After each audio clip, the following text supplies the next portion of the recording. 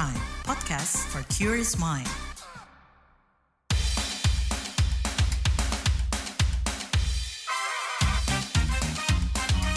Kamu lagi dengerin podcast What's Trending. Halo semuanya, ketemu lagi di What's Trending bareng saya Lea Maneza. Kali ini Lea mau ngebahas Satgas PHK, bisa apa?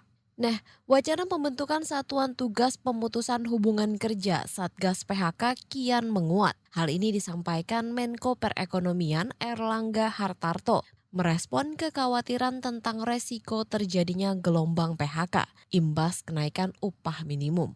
Udah pada tahu kan, pekan lalu Presiden Prabowo Subianto sudah mengumumkan kenaikan rata upah minimum UMP 2025 sebesar 6,5%. Kalangan pengusaha keberatan nih dengan angka itu. Alasannya ekonomi lagi susah. Kenaikan upah yang tinggi berpotensi memperparah gelombang PHK. Berdasarkan data Kementerian Ketenagakerjaan, angka PHK ini hingga Oktober 2024 mencapai hampir 64.000 orang, melonjak 20% dibanding bulan sebelumnya. Menko Airlangga bilang Satgas PHK nantinya akan mempelajari fundamental industri untuk mencegah badai PHK lanjutan akibat kenaikan UMP. Tapi belum ada penjelasan gamblang tentang kapan sih Satgas ini bakal dibentuk dan siapa aja yang terlibat hingga detail wewenangnya. Soal wacana Satgas PHK ini diamini Menteri Ketenagakerjaan Yashirli, tapi dia membantah tujuan pembentukannya terkait kenaikan UMP. Nah, meski ada beda pernyataan nih, yang jelas wacana Satgas PHK terus bergulir dan makin kuat. Kita bahas yuk beberapa urgensi pembentukan Satgas ini dan seberapa ampuh sih Satgas ini tuh bisa mencegah gelombang PHK. Tapi kita dengar dulu ya komen warga plus 62 berikut.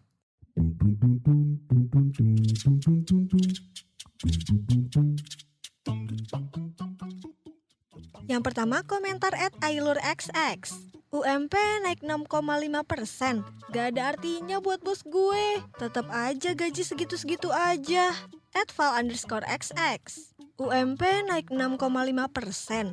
Moga-moga aman. Begitu pengusaha serentak naikkan harga jual 5-10%, gue yakin nilai rupiah turun, harga dolar naik. Imbasnya hutang RI meledak karena basis dolar. @arinxx. Ini UMP naik 6,5% ya. Seneng tapi ya sedih.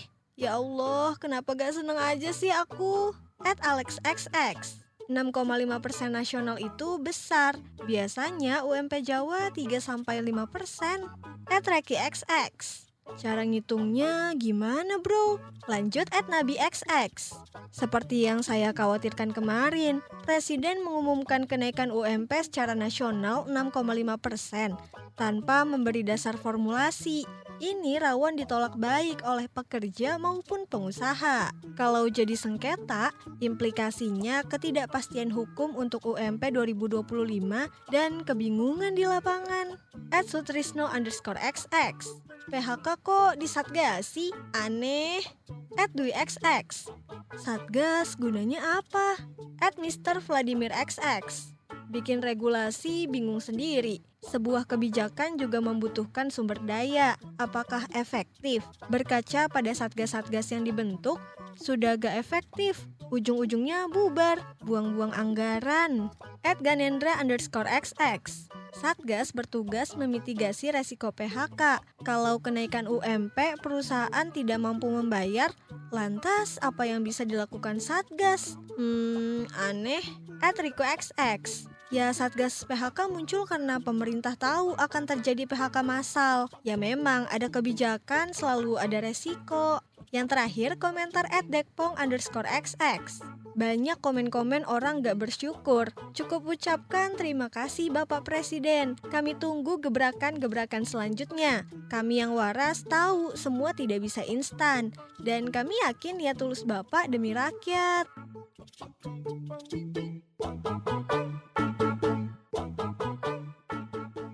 Sebelum bahas lebih jauh, Lea mau infoin nih penetapan UMP 5 tahun terakhir sebagai pembanding aja nih ya. UMP 2020 kenaikannya itu 8,51%, sedangkan di 2021 tidak ada kenaikan UMP karena pandemi COVID-19. Kemudian di 3 tahun terakhir UMP naik 1,09% pada 2022, 7,5% pada 2023, dan 3,6% pada 2024. Nah, menanggapi kenaikan UMP 2025 sebesar 6,5%, Ketua Umum Kadin Indonesia, Anindya Bakri meminta pengusaha menghindari opsi PHK guna mencegah lonjakan angka pengangguran. Pertama kalau Satgas yang tadi disampaikan, ya pertama kita tentu ingin mencoba dari perusahaan, dari Kadin, menghibau melakukan segala macam cara supaya tidak ada PHK. Karena bagaimanapun juga itu menambah ya jumlah populasi yang tidak berpendapatan. Tapi kita mau lihat bagaimana Satgasnya ini dan pasti biasa bekerja sama dengan dunia usaha. Karena yang melakukan PHK itu ya dari dunia usaha, entah dari BUMN, koperasi atau swasta ya.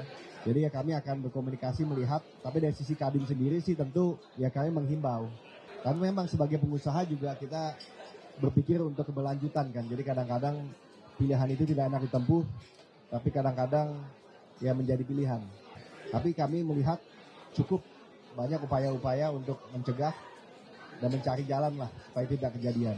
Sementara pengamat ketenaga kerjaan dari Universitas Gadjah Mada, Tajudin Nur Effendi menduga wacana pembentukan Satgas PHK sebagai reaksi pemerintah atas keberatan dari kalangan pengusaha. Pasalnya belum ada penjelasan rinci soal Satgas dan apa yang akan dilakukan. Pak Tajudin, gimana sih mungkin Anda melihat atau catatannya nih terkait dengan wacana pemerintah ini bikin Satgas PHK setelah UMP ini naik 6,5%? Ya, gara-gara kenaikan UMP 6,5% itu kan ada respon dari APindo, Asosiasi Pengusaha Indonesia. Salah satu dari antara pengurus itu mengatakan, oke, kenaikan 6,5% itu boleh-boleh saja, tapi seandainya nanti perusahaan tidak sanggup membayar, pilihan kita adalah akan melakukan PHK karyawan. Gitu loh. Jadi 6,5% ini kan sebenarnya pengusaha tidak diajak berunding ya. Jadi mereka merasa bahwa kepentingan perusahaan dalam kaitan daya saing dan sebagainya itu tidak diperhatikan di dalam kenaikan upah minimum. Maka keluarlah pernyataan, kalau nanti ternyata kenaikan upah minimum itu memberatkan perusahaan, terutama dalam hal membayar gaji karyawan, salah satu yang dapat kami lakukan untuk mengurangi kerugian itu ya mengurangi pekerja, itu PHK. Nah, kemudian pemerintah merespon, kalau memang terjadi PHK, maka mereka akan membentuk Satgas untuk mengetahui apakah benar kondisi perusahaan itu memang tak sanggup membayar upah minimum. Itu saya pikir. Satgas itu apakah ingin membantu karyawan, apakah akan katakan ingin mengetahui benarkah perusahaan itu tidak sanggup membayar UMP. Jadi ingin melihat kondisi perusahaan seandainya mereka tidak bisa membayar UMP. Kira-kira saya seperti itu, pendapat saya. Nah, kenaikan UMP itu kan memang niscaya gitu ya Pak ya, setiap tahun itu ada, dan dengan pembentukan Satgas ini malah bikin takut nggak sih Pak, kesana nanti bakal banyak PHK gitu, gelombangnya besar gitu. Setelah kenaikan UMP yang 6,5% itu, ada respon dari APindo. Yang pertama respon mereka adalah mereka tidak diajak mempertimbangkan besaran upah UMP itu. Kemudian salah seorang dari pengurus APindo itu mengatakan, ya oke lah naik 6,5%, tapi kami tidak bisa membayar. Seandainya kami tidak bisa membayar, salah satu jalan yang kami ambil untuk mengurangi biaya produksi kami adalah mengurangi pekerja dengan PHK. Nah, respon itu kemudian dijawab oleh Pak Erlangga. Oke, kalau Anda mau PHK, kami akan membuat Satgas. Satgas itu tujuannya apa? Saya nggak tahu.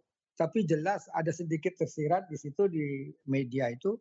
Dia akan mengetahui latar belakang industri itu kenapa tidak sanggup membayar upah minimum itu gitu. Nah, kalau kenaikan 6,5 itu beresiko menimbulkan gelombang PHK seberapa besar, Pak? Dan dampaknya ke sektor ketenaga kerjaan tuh seperti apa? Ya kalau orang PHK ya artinya kan pekerja-pekerja itu nggak ada penghasilannya. Nggak bekerja kan berarti di PHK ya sudah paling dapat bantuan nanti dari BPJS. Kan ada itu jaminan kehilangan pekerjaan itu.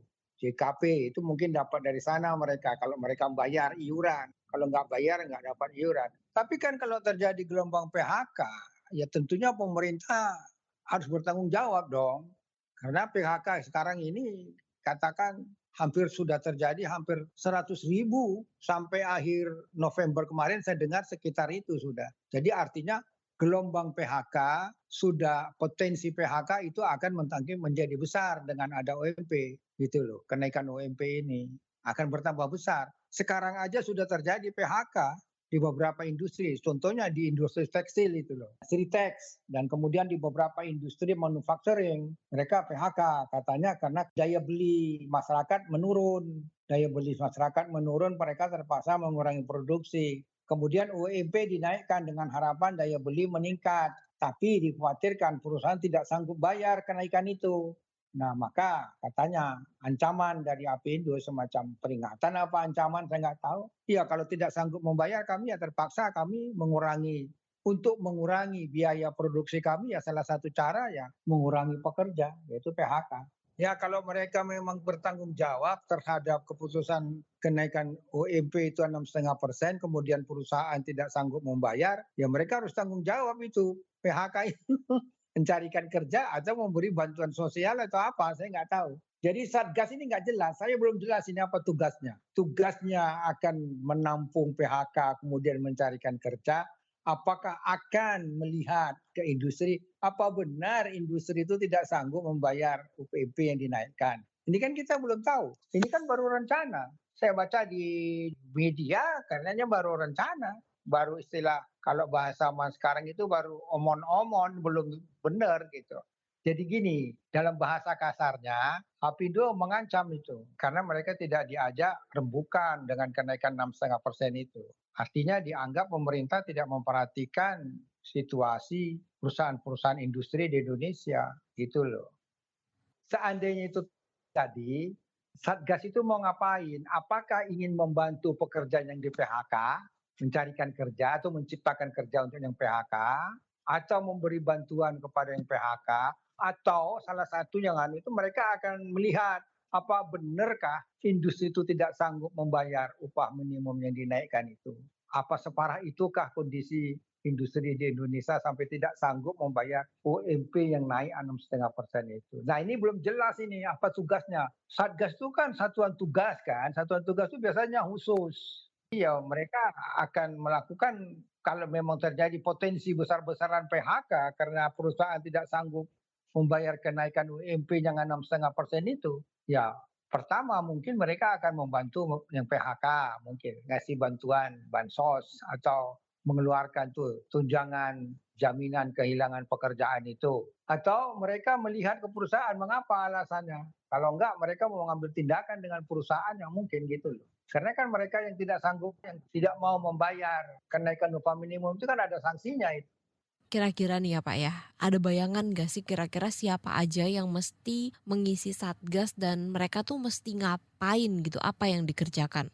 Nah itu saya yang nggak jelas baru rencana kan. Jadi kemungkinan ya Kementerian Tenaga Kerja mestinya yang bagian katakan perlindungan tenaga kerja atau yang berkaitan dengan keperburuhan atau apa, saya nggak ngerti. Dan kemungkinan ya satuan tugas itu udah di Kementerian Tenaga Kerja dengan Menteri Ekonomi atau apa ya. Saya masih tanya-tanya bagi saya ini. Tujuannya apa gitu loh. Yang saya curigai ya seujon sidik karena mungkin kelihatannya pemerintah merespon terhadap ancaman para industri. Kalau kami tidak sanggup membayar kenaikan yang anak-anaknya, ya kami terpaksa memilih jalan ya mengurangi pekerja kami dengan PHK itu kan yang kedengaran di medsos. Siapa yang menjadi anggota Satgas saya nggak tahu itu mungkin ya menterinya orang-orang tenaga kerja ya perlindungan tenaga kerja atau mungkin ya ada juga dari pihak keamanan mungkin gitu saya. Jadi mesti masih tanda tanya Mbak. Apa tugas dari satuan tugas itu aja saya nggak tahu. Tugas khusus dari satuan tugas PHK itu apa saya nggak tahu. Baru dengar sekali ini saya kok dengan tiba-tiba bentuk satuan tugas. Untuk apa gitu loh. Itu pertanyaan kita. Tujuannya apa? Bisa kita lihat dari dua sisi. Sisi pertama, membantu mereka yang di PHK. Membuat jangan-jangan seperti program kartu prakerja. Bisa kan? Mereka kena PHK diberi bantuan seperti kartu prakerja itu, pelatihan dan sebagainya agar mereka bisa bekerja kembali. Itu dari sisi pekerja. Dari sisi perusahaan, jangan-jangan mereka mencurigai. Jangan-jangan perusahaan ini nggak sanggup mengada-ada atau katakan ya mereka nggak sanggup ini cuman ya sebagai kedok aja gitu. Wah, sebenarnya mereka sanggup tapi mereka nggak setuju dengan kenaikan yang 6,5% itu. Terima kasih Pak Tajudin. Oke. Nah, jika benar bakal dibentuk, apa aja sih yang harus dilakukan Satgas untuk mencegah ancaman PHK? Salah satunya karena kenaikan UMP 2025.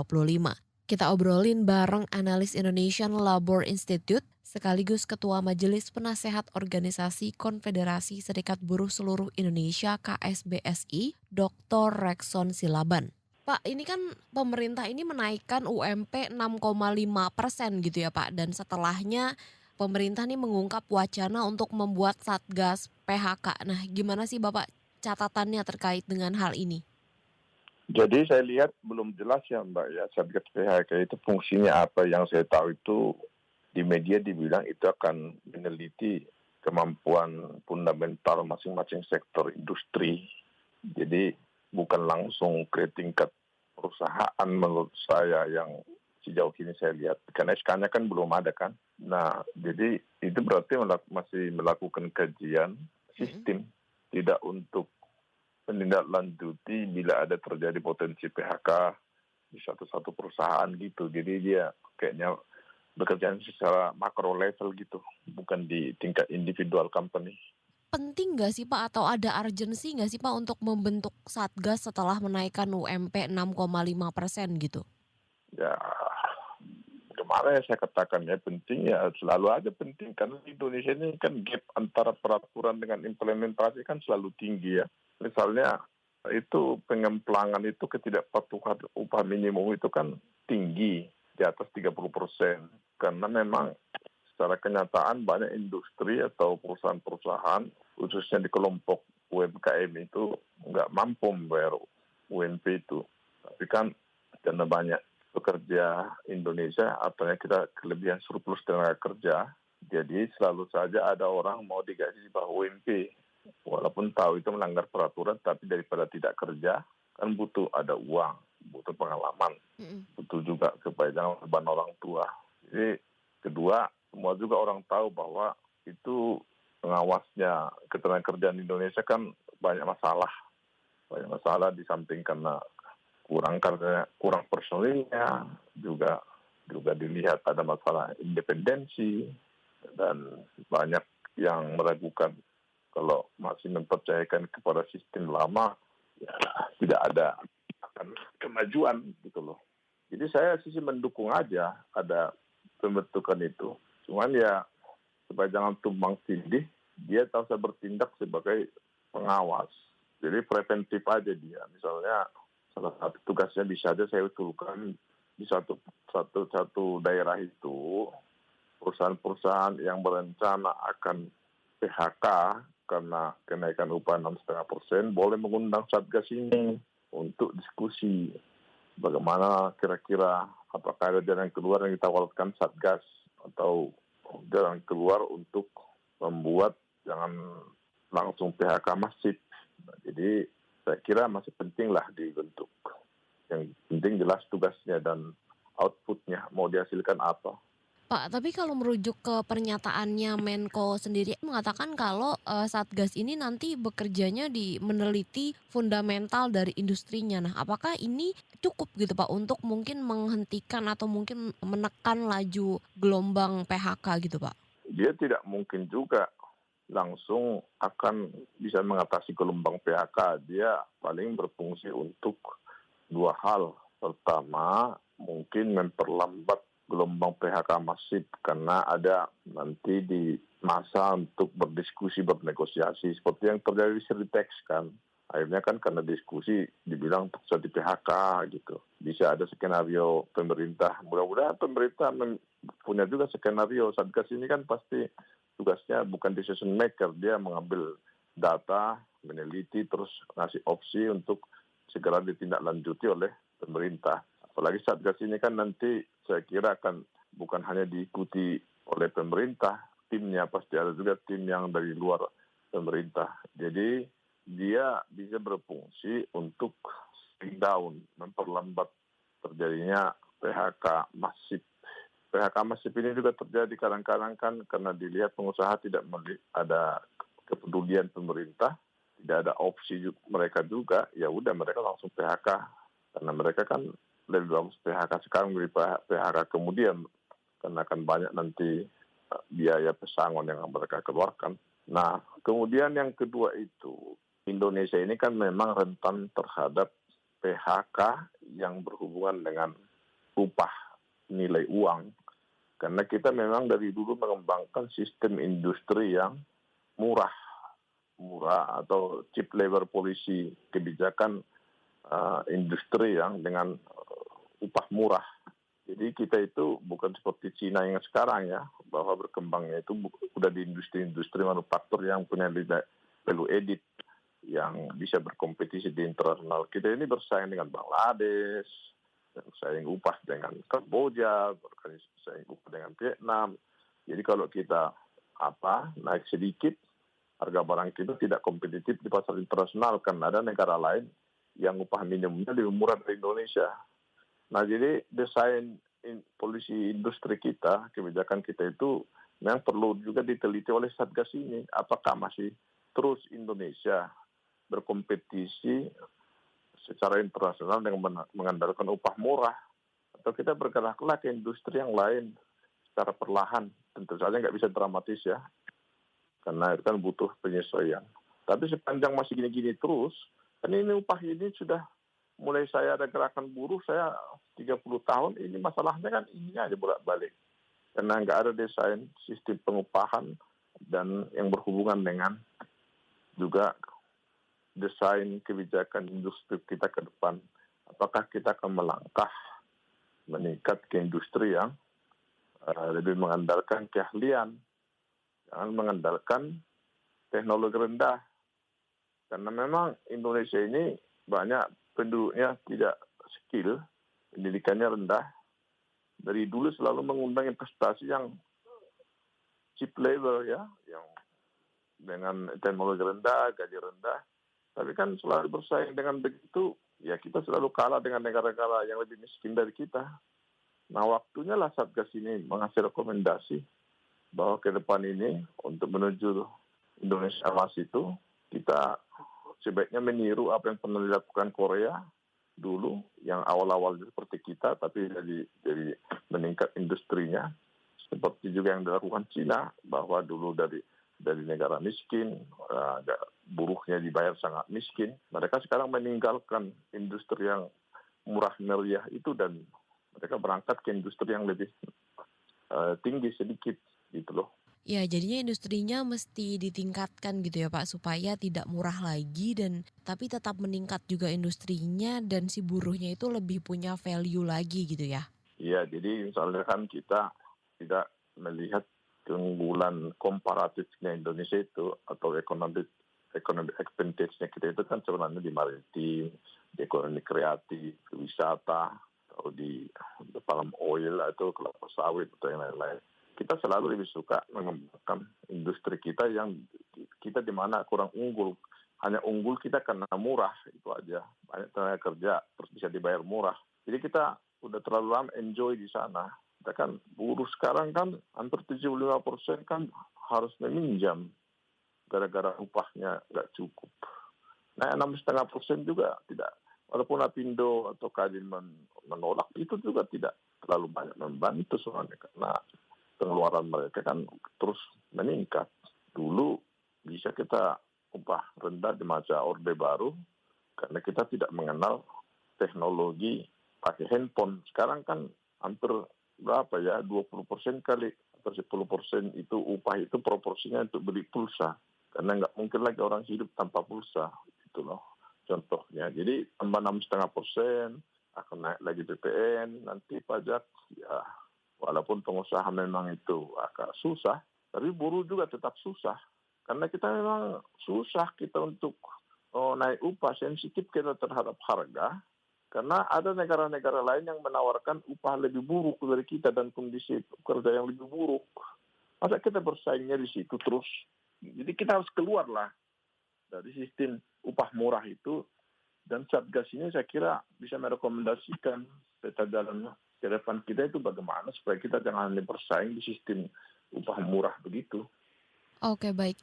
Nah, Pak, mungkin kalau mau untuk lebih maju seperti itu ya Pak, kira-kira Satgasnya ini tuh perlu diisi sama siapa aja sih Pak, dari kalangan apa aja gitu? Biasanya gitu berbasis tripartit, ada wakil pemerintah, termasuk nanti pemerintah ini mengutus juga bagian dari ahli-ahli ekonomi dari universitas lah.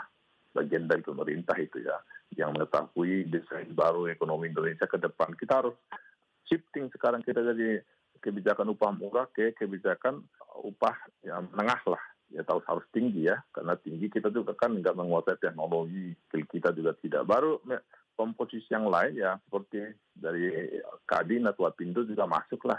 Terus dari serikat buruh yang memahami, memiliki keahlian memang soal-soal desain baru kebijakan industri kita gitu. Jangan hanya menampung serikat buruh yang tidak memahami. Ini supaya memang memberikan rekomendasi yang nyata gitu, terukur dan tidak mengambang. Pak Rekson, terakhir Pak, terkait dengan kenaikan 6,5% ini UMP dengan kondisi ketenaga kerjaan Indonesia sekarang ini, seberapa besar sih Pak resiko gelombang PHK ini terjadi? Jadi kadang-kadang kita terlalu mendramatisir ya. Memang pastilah yang banyak yang bermasalah, khususnya yang di manufakturnya garment tekstil. Tapi kan ada manufaktur elektronik sama pertanian, industri kan atau wisata itu nggak kenanya sedikit lah. Cuman selalu kita melakukan generalisasi. Jadi sekarang kalau Satgas itu dibentuk, tugasnya adalah memapping dulu siapa industri yang mau akan memang berpotensi akan mem-PHK. Lapor ke Satgas ini gitu loh, biar ditemuin, dilihat apa masalahnya. Kalau misalnya masalahnya terlalu minor, berarti kan tidak gambaran masalah seluruh industri Indonesia. Tapi kalau misalnya masalahnya masif, ya yang Satgas ini akan bisa merekomendasikan sampai mengeluarkan sebuah kebijakan baru. Artinya pemerintah disuruh mengeluarkan kebijakan baru untuk mempermudah mereka supaya jangan mem-PHK dulu.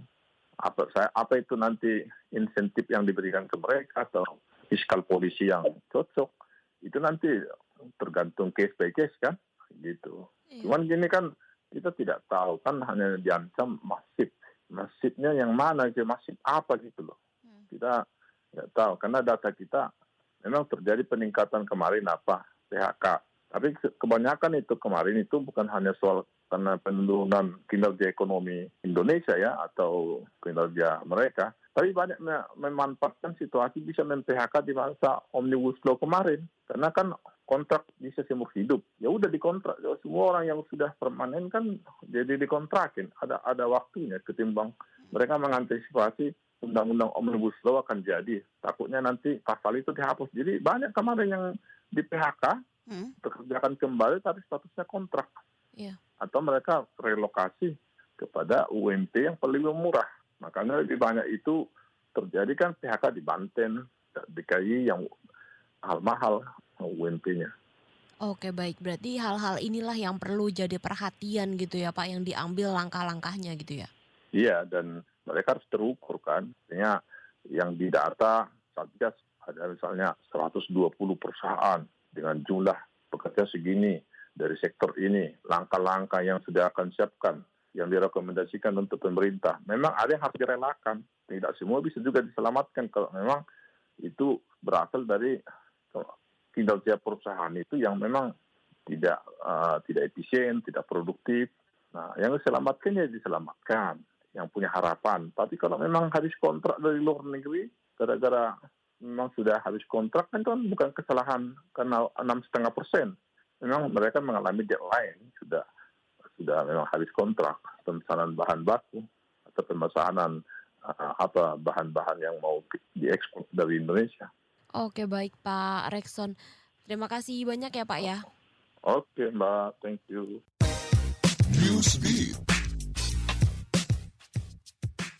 Natal menjadi momen favorit bagi Princess of Wales Kate Middleton. Natal bisa dimanfaatkan untuk rehat sejenak, menjauhi tekanan sehari-hari, dan menemukan ruang untuk menjalani hidup dengan hati terbuka, cinta, serta kebaikan. Jelang perayaan Natal, Kate mengucapkan terima kasih kepada semua orang yang memberikan kenyamanan dan harapan bagi mereka yang membutuhkan. Kata dia, tiap orang pasti punya sesuatu yang bisa diberikan ke sesama.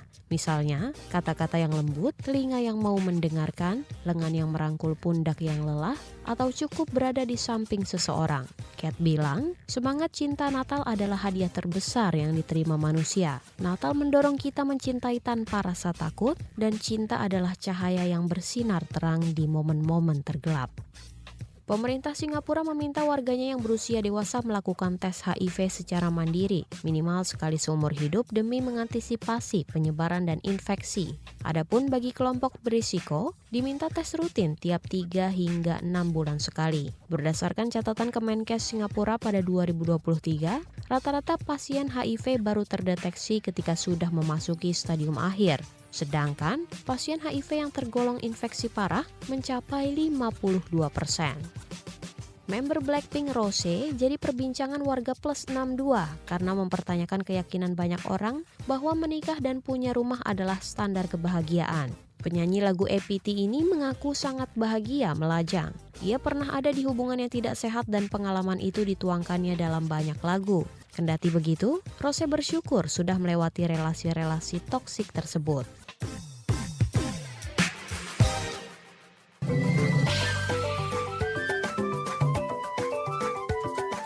WhatsApp Indonesia. WhatsApp Indonesia, kita mulai dari Jakarta. Deputi Pemberdayaan Pemuda Kemenpora Asrorun Niam Soleh menyarankan remaja yang terjerat judi online direhabilitasi ketimbang diproses hukum. Asrorun beralasan mereka adalah korban, bukan pelaku. Dikutip dari Antara, total korban judol di Indonesia per 19 November 2024 mencapai 8,8 juta orang. Sebanyak 960.000 diantaranya dari kalangan pelajar dan mahasiswa. Penyebabnya, kata Asrorun, adalah kurangnya edukasi digital dan keterbatasan peluang kerja. Menurutnya, Kemenpora sudah meluncurkan berbagai program kreatif seperti Digipreneur dan Ngoprek Digital guna mencegah bertambahnya korban judol. Program ini diharapkan membantu orang muda untuk menjadi wirausaha atau pembuat konten digital. Selain itu, ada juga kegiatan-kegiatan promotif seperti lomba inovasi digital dan program kesehatan mental. Selanjutnya ke Sulawesi Selatan. Kementerian Pemberdayaan Perempuan dan Perlindungan Anak Kemen PPPA menyelidiki kasus dugaan pelecehan seksual di Universitas Hasanuddin yang dilakukan dosen berinisial FS terhadap mahasiswinya. Deputi Bidang Perlindungan Hak Perempuan Kemen PPPA, Ratna Susianawati mengatakan telah berkoordinasi dengan Satgas Pencegahan dan Penanganan Kekerasan Seksual atau PPKS Unhas dan UPTD Perlindungan Perempuan dan Anak Sulawesi Selatan. Kementerian turun tangan setelah korban bersuara di media sosial menuntut keadilan. Korban yang merupakan mahasiswi Fakultas Ilmu Budaya Unhas ini memprotes cara Satgas Pencegahan dan Penanganan Kekerasan Seksual atau PPKS di kampusnya dalam menangani kasus. Alih-alih dibela, ia justru merasa disudutkan karena dituduh berhalusinasi. Pelecehan seksual diduga terjadi pada 25 September 2024 di ruang kerja dosen FS. Kampus Unhas telah menjatuhkan sanksi administratif kategori sedang berupa skorsing 2 semester dan mencopot jabatan FS. Terakhir ke Banten. Kasus HIV di Lebak terus meningkat. Tahun ini total ada 465 kasus yang terdeteksi. Kepala Dinas Kesehatan Lebak Budi Mulyanto mengeklaim pemerintah terus berupaya mengendalikan penyebaran kasus. Ia meminta masyarakat ikut membantu agar kasus HIV tak melampaui 500 orang. Secara nasional, Kementerian Kesehatan mencatat ada 35.000 kasus baru HIV dan 12.481 kasus baru AIDS pada periode Januari hingga September 2024. Prevalensi kasus tertinggi terjadi di kalangan pria sebesar 71%. Dari sisi usia, didominasi kategori dewasa muda yakni umur 20 hingga 49 tahun yang menyumbang 90% dari total kasus. Penularan HIV di Indonesia mayoritas melalui hubungan seks tidak aman dan penggunaan jarum suntik bergantian. Selain itu, masalah stigma dan diskriminasi terhadap orang dengan HIV juga masih jadi hambatan besar upaya penanggulangan. Padahal, Indonesia mematok target bebas HIV pada 2030. Demikian WhatsApp Indonesia hari ini. Terima kasih ya sudah mendengarkan What's Trending bareng Lea. Nah, jangan lupa dengerin podcast ini di platform mendengarkan podcast kesayangan kamu. Ada di KBR Prime ya. Nah, Lea Baneza mau pamit dulu. Stay safe and happy. Bye-bye. Kamu lagi dengerin podcast What's Trending.